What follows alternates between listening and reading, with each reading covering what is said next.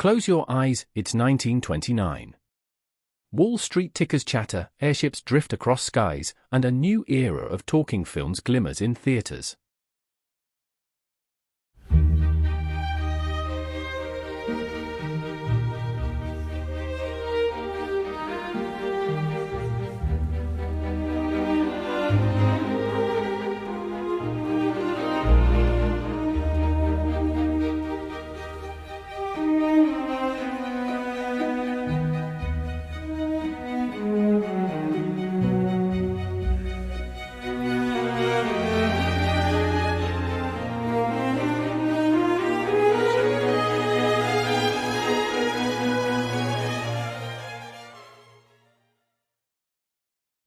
Welcome, dear listener. I'm Toro, and tonight we will gently step back into the year 1929. A year remembered by many for its sudden shadows, but also one filled with light, invention, and everyday moments of wonder. As we drift together, let us not rush toward the headlines that historians emphasize, but rather walk slowly through the world as it was, pausing to notice its textures, its hopes, and its quieter rhythms. Picture it, radios humming softly in family rooms, the smell of bread baking in wood-fired ovens, trams clattering along city streets, and the glow of cinemas that now echoed with voices and laughter rather than silence. The world balanced between confidence and uncertainty, between progress and the unknown future. People still dressed carefully for outings, wrote letters with care, and gathered around pianos for evening songs. So tonight, let us close our eyes and travel through 1929, not as distant historians, but as dreamers looking in from a gentle window, watching life unfold with patience and wonder. World events. As we open the window of 1929 a little wider, the gentle currents of world events begin to stir. The year carried both hope and challenge, marked by agreements between nations, the quiet beginnings of movements that would shape decades to come, and changes that touched the lives of ordinary people everywhere. In January, the world saw the quiet birth of a new state upon the maps of Europe. The Kingdom of Serbs, Croats, and Slovenes adopted a new name, Yugoslavia. For many, this was not just a matter of politics but a hope that unity might soothe old divisions. Newspapers announced it with cautious optimism, while families went on with their lives, tending to fields, gathering in cafes, and wondering what such a name might mean for their children's future. Elsewhere, new voices sought peace. In Paris, leaders signed the Kellogg-O'Brien Pact, an agreement in which dozens of nations promised to renounce war as a tool of policy. It was, in many ways, an agreement made of paper and hope. Yet, in that moment, it reflected humanity's yearning for calm after the storms of the Great War. Citizens read about it in their morning papers and perhaps, as they folded the pages aside, allowed themselves a quiet sigh of relief. Meanwhile, in Italy, the Lateran Treaty brought a long conflict to a close. For decades, the question of the Pope's place in Rome had remained unsettled. But in 1929, an agreement between the Vatican and the Italian state created the tiny, independent country of Vatican City. Imagine it!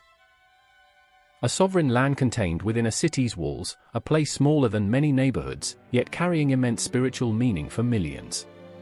Pilgrims arriving in Rome that spring might not have noticed any visible change, but in history's ledger, a boundary line had been drawn that still exists today. Across the Atlantic, another milestone was reached.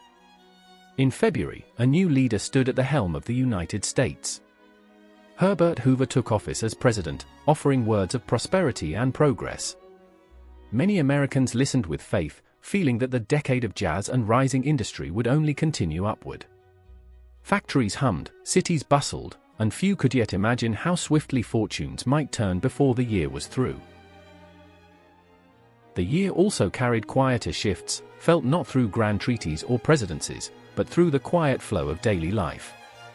In India, Mahatma Gandhi strengthened his call for independence through non-violent means, his message echoing across villages and towns where people gathered in fields, marketplaces, and temples. His voice was calm yet firm, like the rhythm of footsteps on a long road toward freedom.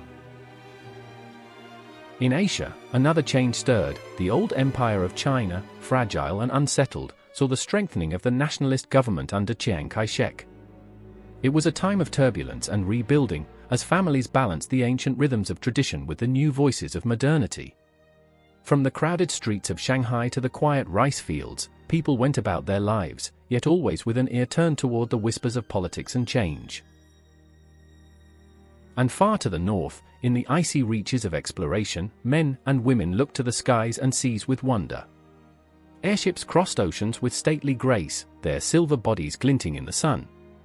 Explorers pushed toward the poles, carrying both scientific instruments and the eternal human desire to know what lay beyond.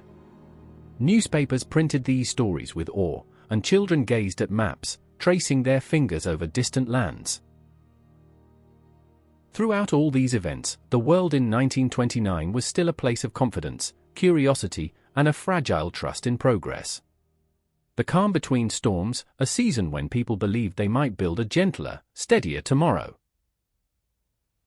One story that shaped 1929. As the year unfolded, one story slowly grew into the memory that would forever mark 1929. It was not a battle, nor the drawing of a border, but the quiet unraveling of confidence in a place far from the farms, kitchens, and schoolyards of everyday life. It began with numbers on paper, the chatter of telegraphs, and the tick-tick-tick of stock machines in New York City, yet it touched lives across the entire globe. In the early autumn of 1929, Wall Street still shimmered with hope. The Grand Stock Exchange buzzed with voices, as brokers scribbled and shouted, passing slips of paper as quickly as others might pass notes in a classroom. For years, people had believed that the market would only rise, that fortunes would climb like balloons into the sky. Even small shopkeepers and farmers had saved to buy a share or two, feeling themselves part of something larger, something modern and bright. But by late October, whispers of unease stirred. Prices no longer danced upward as they had before. One morning, the numbers began to slip, at first like a leaf drifting from a tree, then like a sudden autumn wind scattering many at once. The days known as Black Thursday and Black Tuesday arrived, when the floor of the exchange filled with urgent voices, and outside, crowds gathered just to watch, not fully understanding but sensing that something rare and heavy was taking place.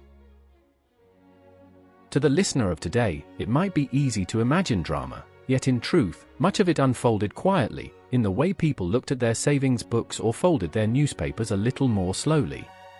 A farmer in Kansas, reading the headlines, may not have understood the details but felt a pang of worry about the price of wheat.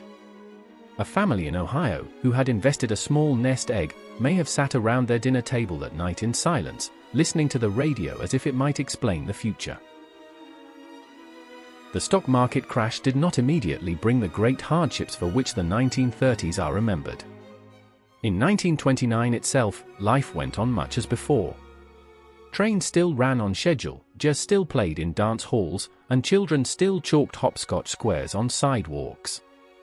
Yet, beneath the rhythm of daily life, there was a new uncertainty, a sense that the ground beneath the era's optimism had shifted.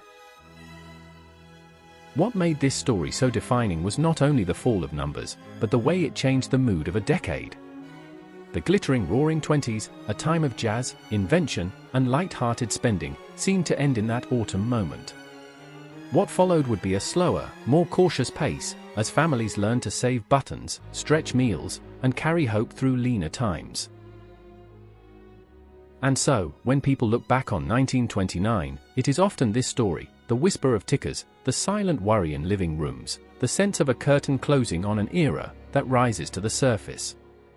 Not because every person was touched that very week, but because its ripple carried into every year that followed. Daily life around the world. As we drift gently through 1929, let us not linger only on headlines or speeches, but on the small, enduring rhythms of life that stitched the world together. For while nations signed treaties and markets trembled, ordinary people woke each morning, prepared meals, traveled to work, and shared moments of laughter and song. Across continents, daily life held both variety and kinship, a patchwork of customs, colors, and sounds. In the United States, many families lived in tidy homes where radios glowed warmly in the evenings. Breakfast might begin with toast made from the new convenience of sliced bread, perhaps topped with butter or jam. Children walked to school in wool coats and caps, while adults commuted on trams, streetcars, or the growing number of automobiles rattling along the roads. Cities hummed with motion, typewriters clicking in offices, elevators rising in tall buildings, and lunch counters serving coffee and sandwiches for a few cents. Yet, in rural areas, life kept a slower pace, milking cows at dawn, plowing fields behind horses or tractors, and sharing meals of stew and cornbread at long wooden tables. Across the Atlantic in Europe, routines carried the marks of older traditions mingled with modern touches. In Britain, trams and double-decker buses ferried people through foggy streets, while in small villages, the local pub or tea shop remained the heart of social life. Families gathered around coal fires, listening to gramophone spinning jazz or classical records. In France, cafes lined the boulevards of Paris, where artists, students, and workers sipped strong coffee, read newspapers, and argued about politics or poetry. The scent of fresh bread lingered in the air as bakers pulled baguettes from ovens at dawn. Meanwhile, in Germany, families still remembered hardships of earlier years, but in 1929 many enjoyed evenings at the cinema, where sound films had just begun to enchant audiences. Children played with tin toys or wooden trains, while mothers mended clothes by lamplight. Further south, in Italy and Spain, life unfolded with Mediterranean rhythms. Meals stretched long into the evening, with families gathered around tables of pasta, bread, olives, and wine. Narrow streets echoed with the chatter of neighbors and the calls of street vendors selling fruit or fish. In villages, the church bells marked the hours, while in the cities, factories buzzed with industry. Life carried both tradition and change, the ancient stones of old cities standing beside the hum of modern trams. In Russia and the Soviet Union, daily life was harder for many. Collective farms began to spread, reshaping centuries-old ways of tending the land. In small apartments, families shared space, warmth, and meals of bread, cabbage soup, and tea. Trains crisscrossed the vast country, carrying workers, soldiers, and students. Yet even here, joy was found in music, in folk songs sung at gatherings, and in the laughter of children playing in snowy courtyards. Farther east, in India, streets bustled with carts, bicycles, and pedestrians moving side by side. The scent of spices rose from market stalls, while temple bells chimed in the background. Families lived in extended households, with grandparents, parents, and children all under one roof, sharing meals of rice, lentils, and vegetables. Gandhi's calls for independence were heard, but daily routines continued, weaving cloth, tending shops, and sharing evening stories by lantern light. In China, 1929 was a time of transition. In busy cities like Shanghai, neon lights glowed above tea houses and theaters, while rickshaws and early motorcars filled the streets. Newspapers carried stories of politics and new fashions, while in the countryside, farmers worked rice paddies with water buffalo, their lives bound closely to the cycles of the land. Families cooked meals of rice, vegetables, and fish, often gathered around low tables with chopsticks in hand. Across Africa, the rhythms of daily life were as varied as the landscapes themselves. In North Africa, markets in cities like Cairo and Tunis overflowed with spices, fabrics, and brass lamps, while storytellers entertained crowds with tales passed down through generations. In West Africa, drumming and song filled village gatherings, while farmers tended fields of millet and maize. In Southern Africa, some communities lived in small rural villages, while others worked in cities shaped by colonial industries, where trains carried workers to mines and ports. In Japan, modernity met tradition in everyday life. Electric trams and motorcars shared streets with people in kimonos, carrying umbrellas against the rain. Families ate meals of rice, miso soup, and pickled vegetables, often seated on tatami mats. Children practiced calligraphy in school, while adults enjoyed new entertainments like baseball games and jazz clubs, alongside centuries-old tea ceremonies and kabuki plays. And in the wider world, from the towns of South America to the villages of Oceania, daily life carried its own steady rhythms. In Argentina, tango music drifted from dance halls into the night. In Brazil, coffee plantations shaped the routines of countless workers. In Australia, families gathered around radios just as in London or New York, listening for the latest news or sporting results. Through all these varied places, what tied humanity together in 1929 was not only the major events of the year, but the simple constancy of routine: waking, working, eating, gathering, dreaming. Though languages, foods, and clothes differed, the heartbeat of ordinary life was universal: families seeking comfort, communities finding joy in small pleasures, and people everywhere looking with hope toward tomorrow. Science, inventions, and technology. While newspapers in 1929 often carried heavy headlines, another quiet current moved through the year, one of invention, discovery, and progress. Science and technology unfolded not with sudden thunderclaps, but with the steady spark of human curiosity lighting small lamps of possibility across the world. In homes, the marvel of the radio was no longer rare. By 1929, families across Europe and America gathered around polished wooden sets, their dials glowing softly in the evening. News crackled in from distant cities, and music floated through the air as though carried by invisible threads. For many, it felt like magic, voices and violins arriving without the need for letters or trains. Radios connected households not only to information but to a sense of belonging in a world that was growing ever closer. In kitchens, new conveniences began to transform daily life. Electric refrigerators, though still a luxury for many, hinted at a future where food could stay fresh without the heavy blocks of ice that once filled iceboxes. Simple appliances, toasters, vacuum cleaners, and washing machines made their way into middle-class homes, promising to ease the labor of daily chores. Even in households without them, their presence in shop windows or catalogs whispered of a modern age just around the corner. Medicine, too, made quiet advances. Doctors grew more confident with penicillin, though it had not yet become widely available as a treatment. Research into vitamins and nutrition deepened, offering new understanding of how simple foods could safeguard health. Hospitals were increasingly equipped with X-ray machines, which seemed almost miraculous in their ability to look inside the human body without a single incision. But beyond the home and hospital, the skies captured the imagination of millions. Aviation had become a symbol of daring and progress. In 1929, air travel for passengers was still a novelty, yet airships like the stately Graf Zeppelin floated with serene grace across oceans, connecting continents in journeys that combined adventure with comfort. Imagine reclining in a cabin as the world passed slowly below, fields, rivers, and seas all miniature beneath the silver hull. Meanwhile, airplanes grew faster and sturdier. That year, the first flight around the world by a Zeppelin captured global attention. Newspapers described the voyage in glowing terms, while children traced its route on maps pinned to classroom walls.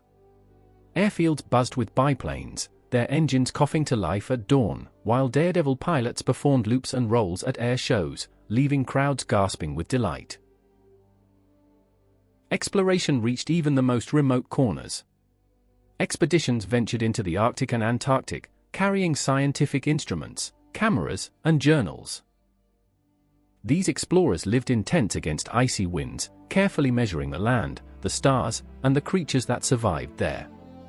Their reports, carried back months later, fed the world's fascination with lands still unknown. In astronomy, telescopes stretched human vision outward. Scientists charted stars, studied nebulae, and spoke with wonder of distant galaxies. The universe, once imagined as fixed and eternal, was now seen as vast, mysterious, and dynamic, an unfolding story still being written in the heavens.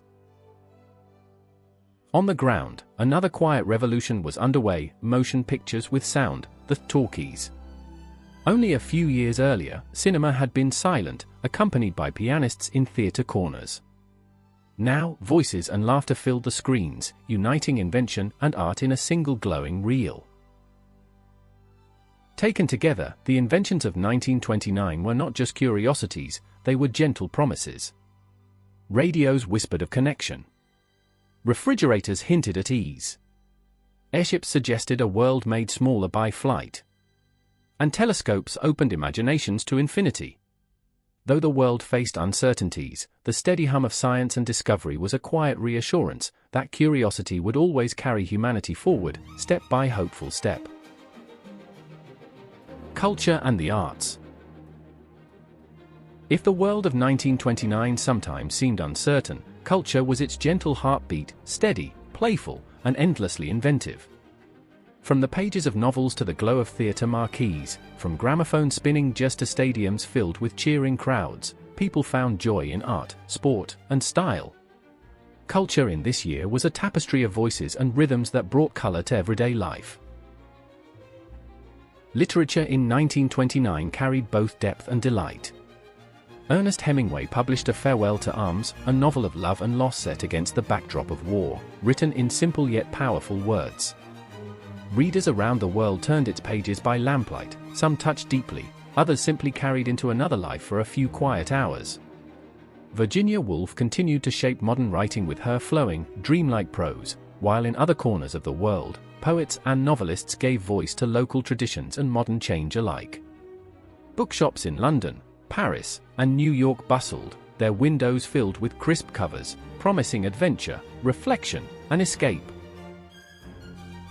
On the silver screen, a revolution was underway. The talking picture was no longer a novelty but a rising standard. Audiences flocked to see the Broadway Melody, one of the first all-talking, all-singing films. It dazzled with its music and dialogue, and even won an Academy Award. Silent stars learned to lend their voices to the new medium, while fresh actors stepped onto the stage with ease. In small towns and great cities alike, theaters glowed in the night, promising a shared dream for the price of a ticket. Laughter, gasps, and applause filled the darkened halls, as if each performance were a lullaby of its own. Music drifted everywhere. Jazz, that spirited sound of improvisation, leapt from radios and dance halls, carrying the syncopated rhythms of Louis Armstrong, Duke Ellington, and countless others. In Europe, classical music still thrived, with symphonies filling grand halls and composers exploring modern sounds. Families sang folk songs in kitchens, children whistled popular tunes on their way to school, and gramophones spun records that crackled with life. Music in 1929 was both high art and everyday joy, binding together the sophisticated and the simple. Sports also gave people reason to cheer. In the United States, baseball filled summer afternoons, with the great Babe Ruth continuing to delight crowds with his powerful swings. Across the Atlantic, football, soccer, drew passionate fans to stadiums, where matches between local clubs stirred rivalries and community pride. In tennis, golf, and boxing, stars rose who would be remembered for decades to come.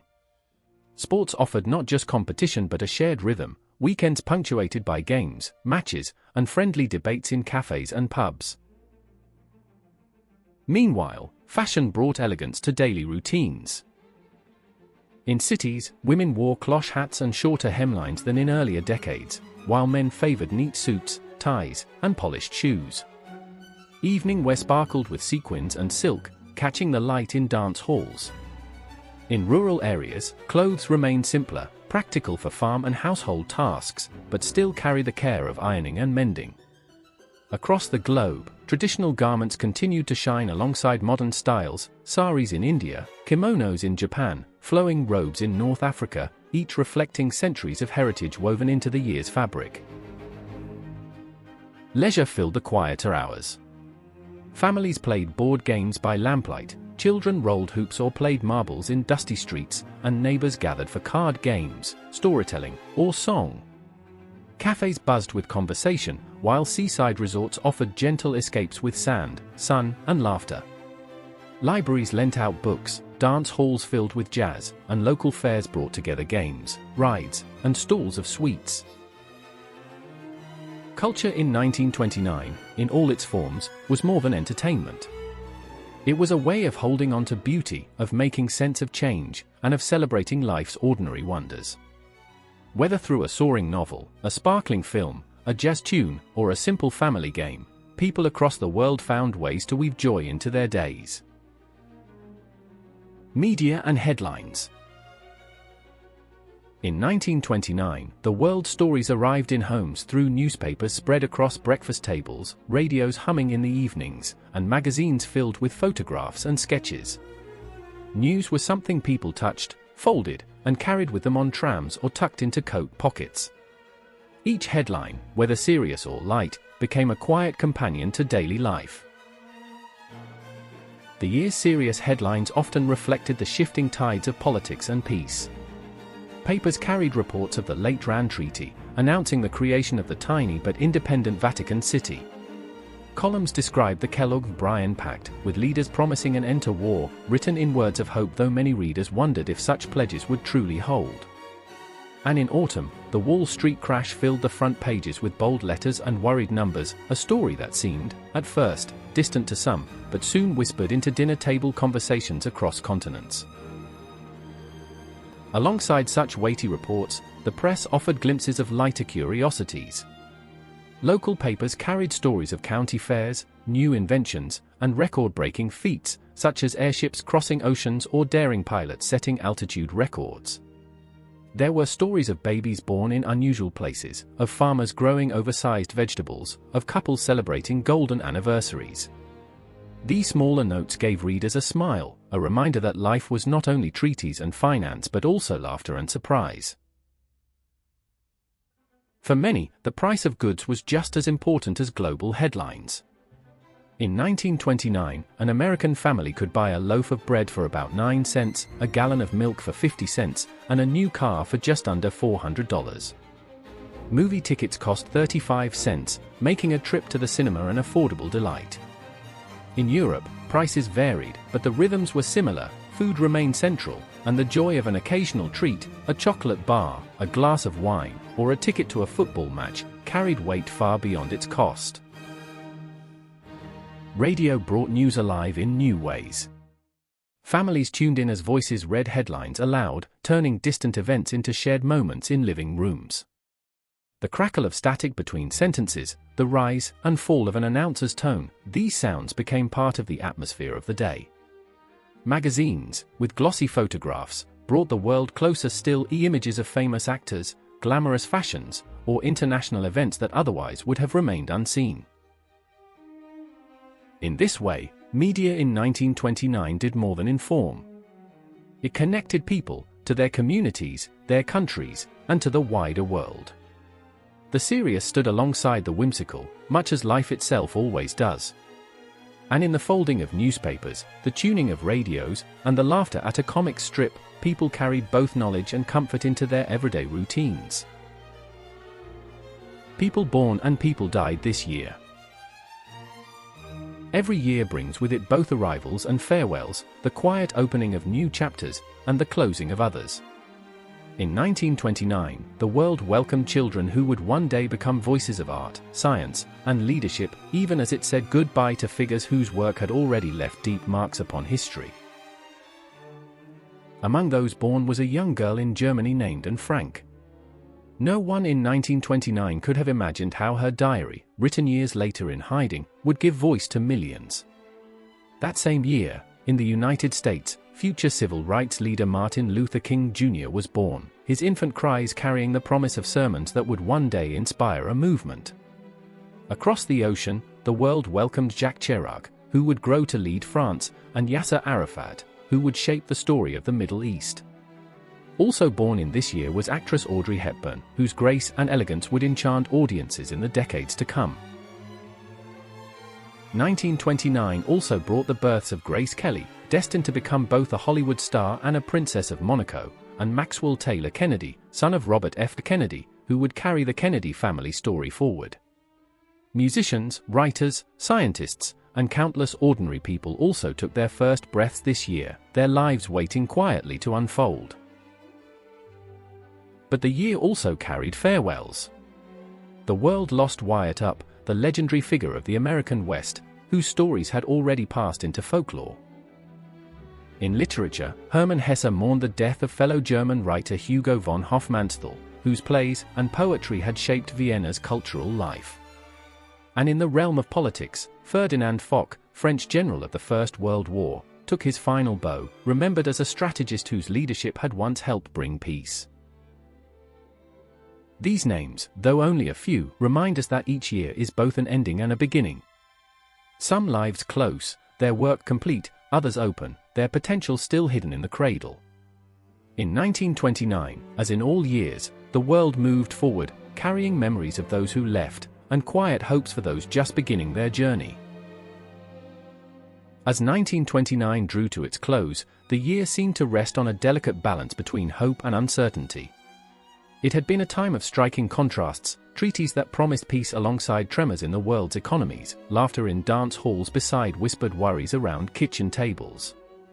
Looking back, one can see how the year carried both the shimmering confidence of the Roaring Twenties and the first shadows of change that would shape the decade ahead. For many, life still felt steady. Radios hummed softly in the evenings, cinemas filled with the marvel of talking pictures, and jazz poured from dance floors into the streets. Families celebrated holidays with warmth, markets bustled, and children played as they always had. In towns and cities across the globe, the rhythms of daily life continued, with routines that comforted and traditions that reassured. At the same time, the air carried a different note, a quiet caution, stirred by the events of autumn. The stock market crash had not yet brought the full hardship that would follow, but it left a sense of unease. People wondered whether prosperity would continue, or whether the future might ask for more patience and endurance than the recent past had required. Still, even in this uncertainty, there was resilience.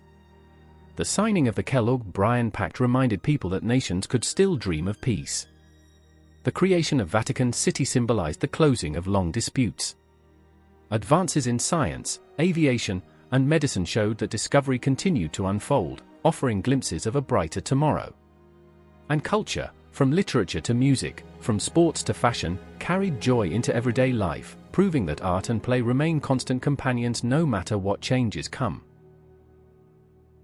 The year ended not with a loud finale, but with a gentle exhale. Winter settled over cities and fields alike, families lit candles or fires against the dark, and people turned their calendars toward a new decade soon to begin. In the quiet evenings of December, the world stood at a threshold, one era drifting into memory, another waiting just beyond the horizon. When we look back now, we see 1929 as a turning point, a bridge between the exuberance of the 20s and the challenges of the 30s. Yet within that bridge lived countless simple days, filled with laughter, love, work, and rest. And so, as the year gave way to 1930, the world carried forward the same timeless hopes, for peace, for security, and for moments of joy in the ordinary flow of life.